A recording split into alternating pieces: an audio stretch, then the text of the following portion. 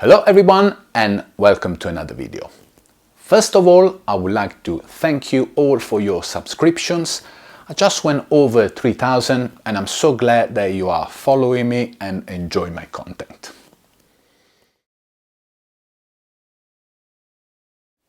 Today you find me in my white coat scientist attire to talk about nutrition.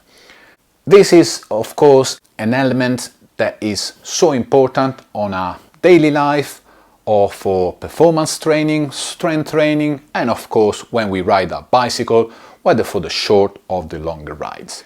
So I'm going to share today with you my experience, how I changed my nutrition over the years, first to adjust to a different strength training, and then when I got the bike for commuting and also for the longer rides.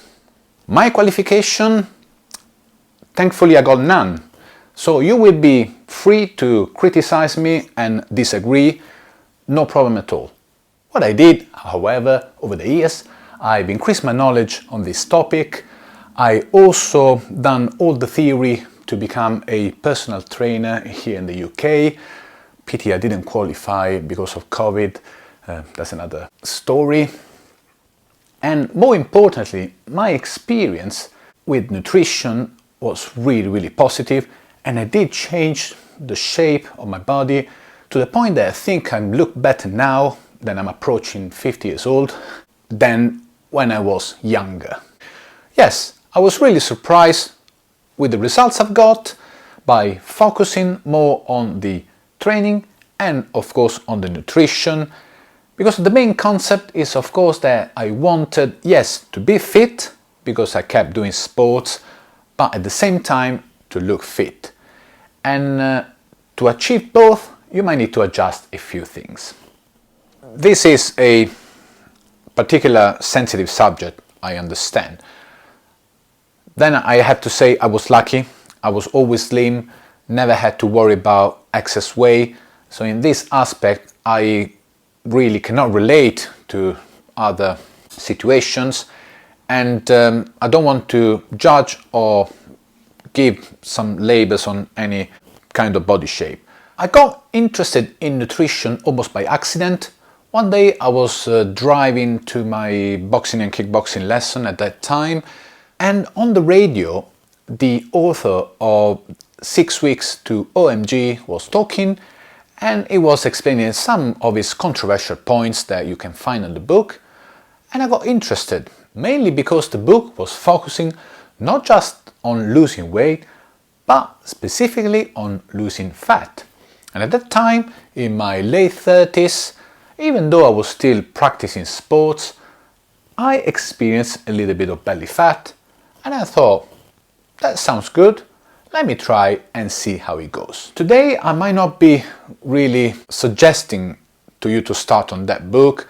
There are a lot more focused resources that you can get, but these are the main points that stayed with me about nutrition that made a real change. Let's have a look. This is maybe the most important one. Do we need to concentrate on losing weight, or the most important thing to make sure that your shape is the most pleasing one is losing fat? You don't really care about what your scale overall tells you. The most important one is that you are comfortable with your own shape, and at the end of the day, if you do lose excess fat, naturally you will look better. Yes, to be fit is the most important aspect, of course, for long-term longevity. At the same time, it's nice in a way to look fit, and the only way to look fit is here. How do you get here? First, really surprising and effective way for me was the intermittent fasting. See how the resources on my studio are incredible, so this multimedia tool works really well.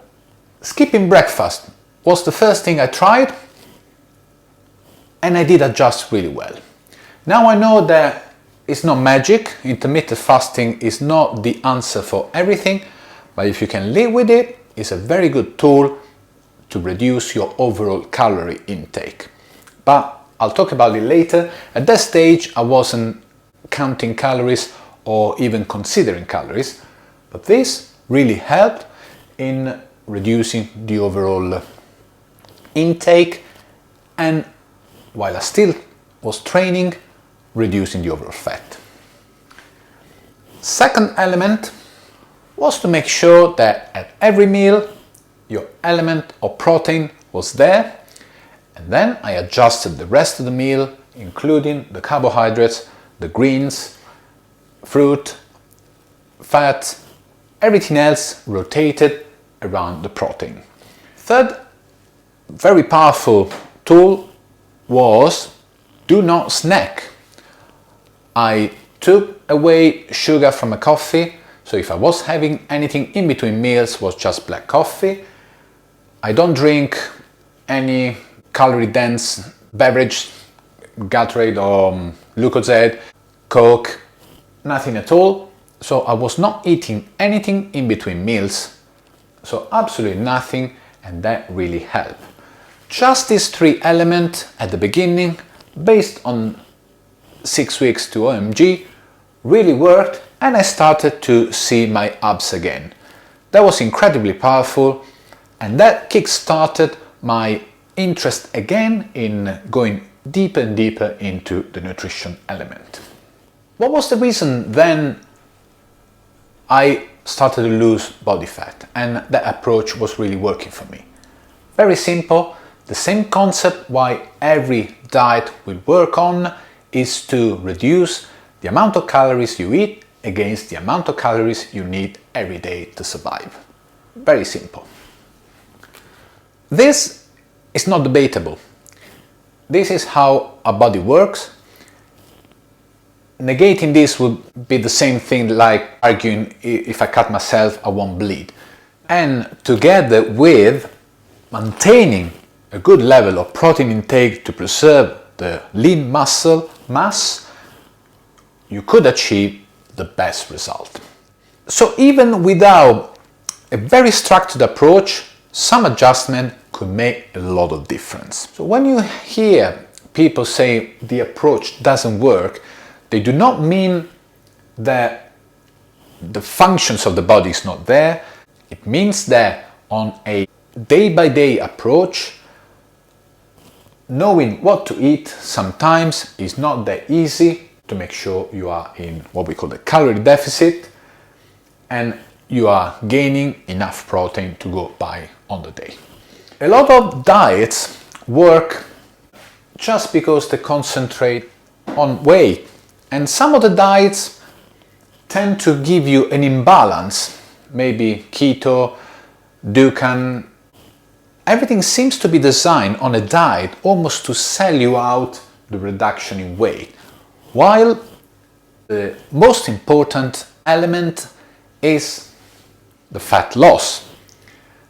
This is why any unbalanced approach might get you losing weight at the expense, also if there's too much imbalance, not maintaining the muscle mass, and overall your shape will not be the best ideal ones. So the scale is not your friend here. Your friend would be the camera. You take a picture of yourself and you measure your shape of the body as you progress through. Because, once more, the only target that we want to put ourselves on is this.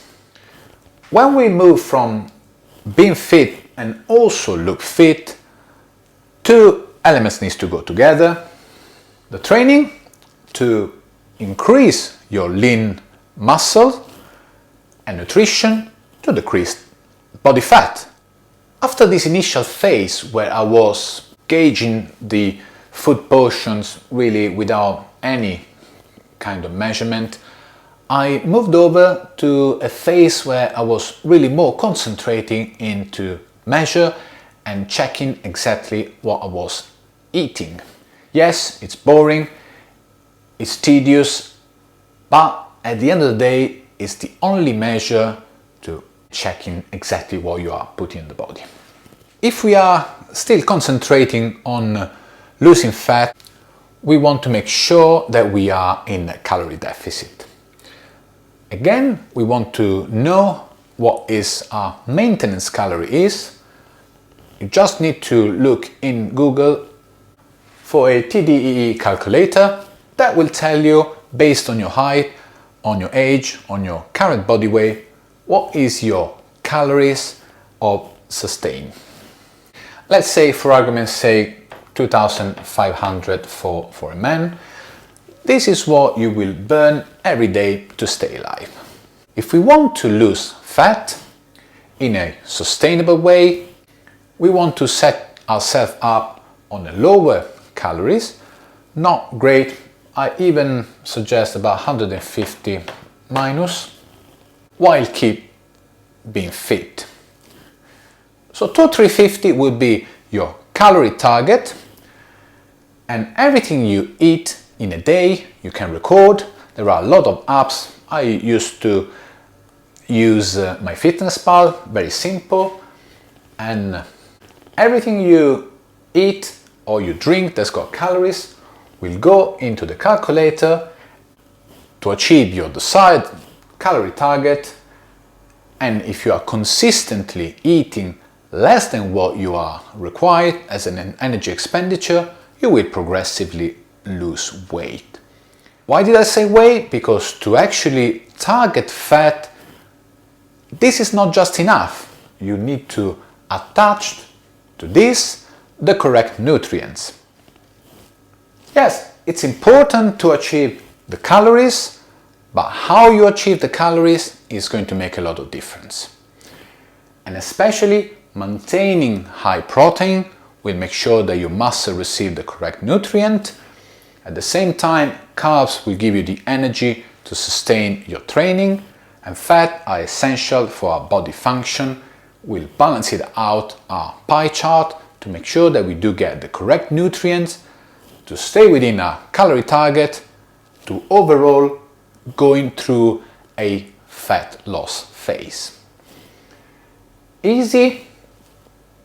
Not always, because recording what you eat is tiring, but will give you the feeling overall of what you eat in terms of how hungry you are when you have achieved your target calories.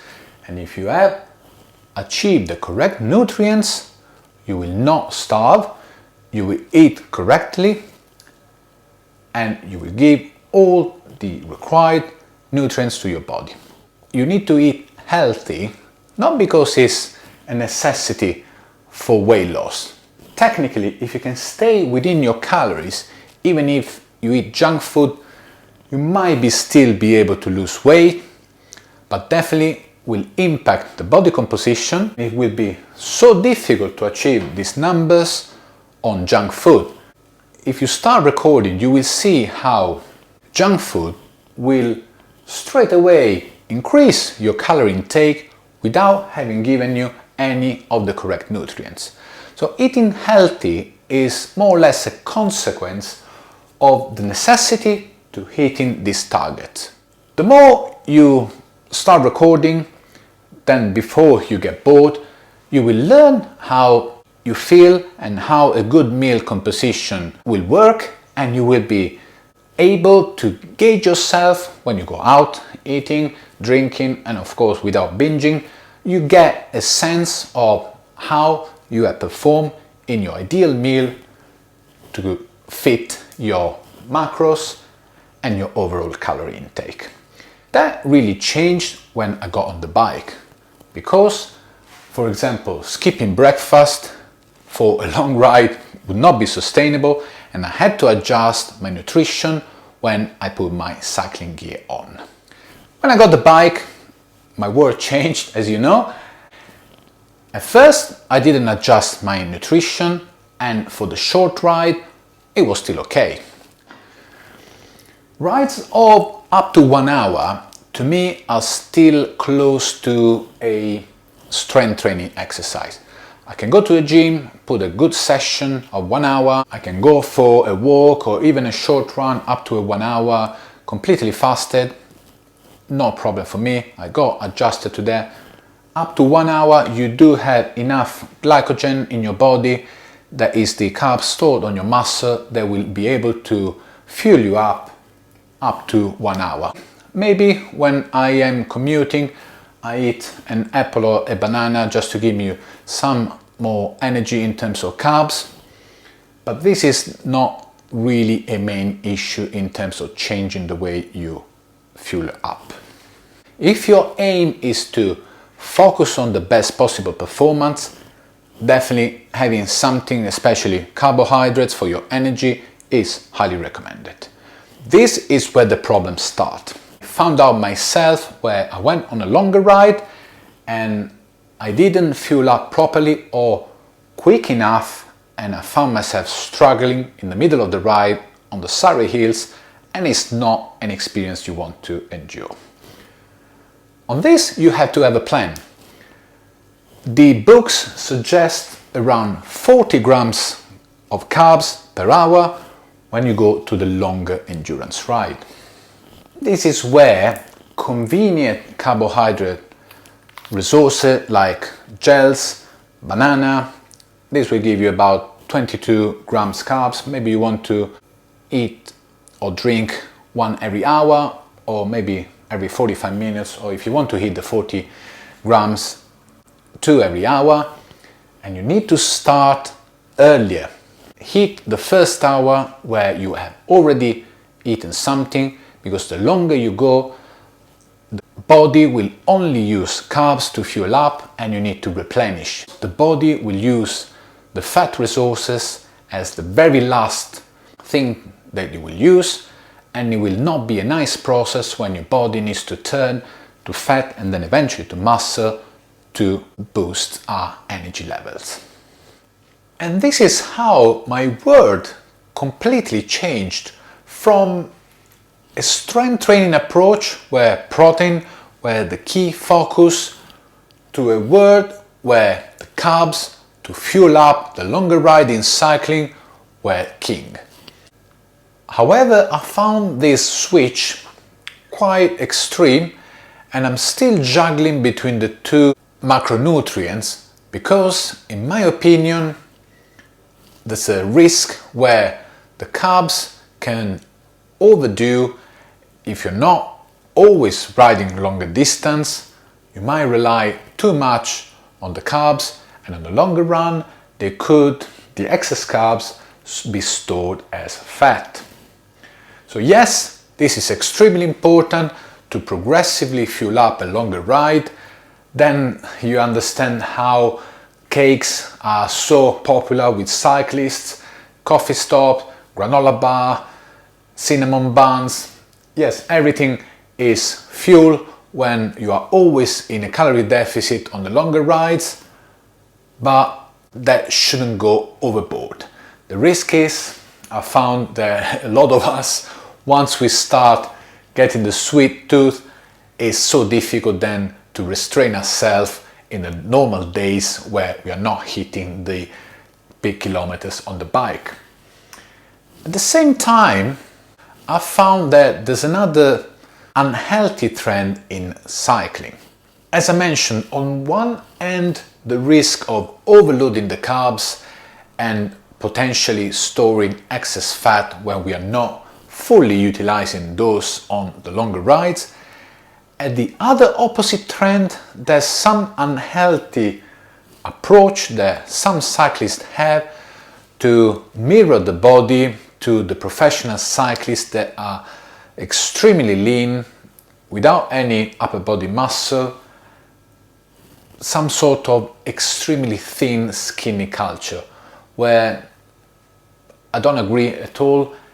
I, first of all, don't think it's healthy, and secondly, I'm not sure if this kind of aim to get the weight to power ratio is consistent with the actual performance, because at the end of the day, professionals, they do have their own strategy, their own training plans, maybe some sort of external help that our normal riding condition will not really justify to go that skinny. But that's my personal opinion, and at the end of the day I still believe that if you do have a lot of strength, even upper body muscle will overall increase your enjoyment on the bike. Thank you again for watching. This was a general overview on how I changed progressively the way I eat. First, to go through a body fat reduction to look better and more muscular, and at the same time adjust my performance where I'm on the bike.